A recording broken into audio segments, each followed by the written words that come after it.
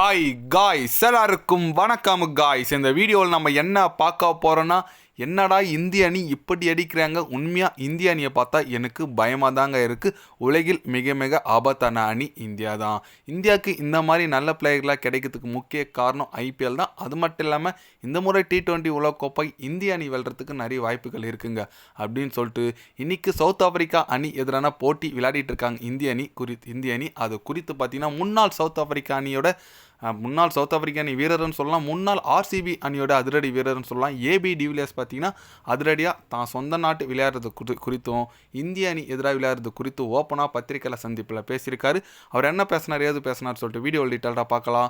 அதுக்கு முன்னே நீங்கள் நம்ம சேனலுக்கு புதுசாக வந்திருந்தீங்கன்னா ஒரு சப்ஸ்கிரைப் மட்டும் பண்ணிவிட்டு வாங்க, வீடியோக்குள்ளே போகலாம். ஆமாங்க, ஏபி டிவிலியர்ஸ் அவர் என்ன சொன்னார் கேட்டிங்கன்னா, உண்மையாக இந்திய அணி பார்க்க எனக்கு ரொம்ப அச்சமாக இருக்குங்க. உலகில் மிக மிக ஆபத்தான அணி இந்தியா தான், அது நான் ஒத்துக்கிறேன். உண்மையாக இந்திய அணியை பார்க்கும்போது எனக்கு பழைய ஞாபகங்கள் வருதுங்க. ஒரு காலத்தில் ஆஸ்திரேலியா இந்த மாதிரி இருந்தாங்க, இப்போது இந்திய அணி அந்த போரி இருக்காங்க.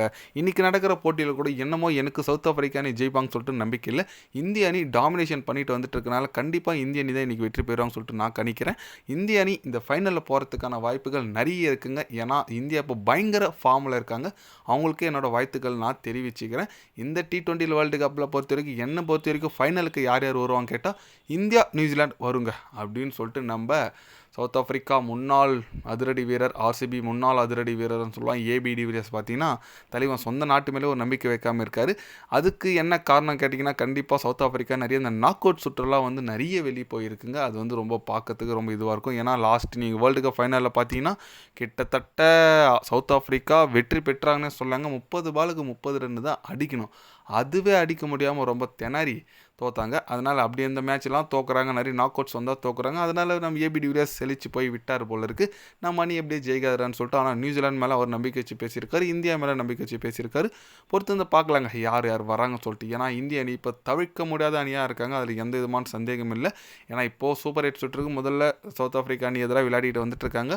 இன்றைக்கி ஜெயிக்கணுங்க. அடுத்து பார்த்தீங்கன்னா ஜிம்பாப்வே கூட ஒரு போட்டி இருக்குது, வெஸ்ட் இண்டீஸ் அணி கூட ஒரு போட்டி இருக்குது. நல்ல ஒரு எப்படி சொல்கிறது, எல்லாமே அவங்கவுங்க பாயிண்ட்ஸ் டேபிளில் டாப்பராக வந்த டீம் தான் இந்த குரூப்பில் இருக்காங்க. அதனால் ஒவ்வொரு போட்டியும் முக்கியங்க. ஹர்திக் பாண்டியா இன்றைக்கி என்ன மாதிரி சம்பவம் செய்கிறாரு சொல்லிட்டு அதுவும் நம்ம பார்க்கணும். ஏன்னா ஹர்திக் பாண்டியா மேட்ச்சில் ஒன்று பேட்டிங்கில் கலக்குவார், இல்லை போலிங்கில் கலப்பார், இல்லை ஃபீல்டிங்கில் எதனா அவரோட கான்ட்ரிபியூஷன் பயங்கரமாக எவ்ரி மேட்ச் கொடுத்துட்டே இருப்பார். இன்றைக்கி என்ன மாதிரி பர்ஃபார்மன்ஸ் கொடுக்குறாரு சொல்லிட்டு பார்க்கலாங்க.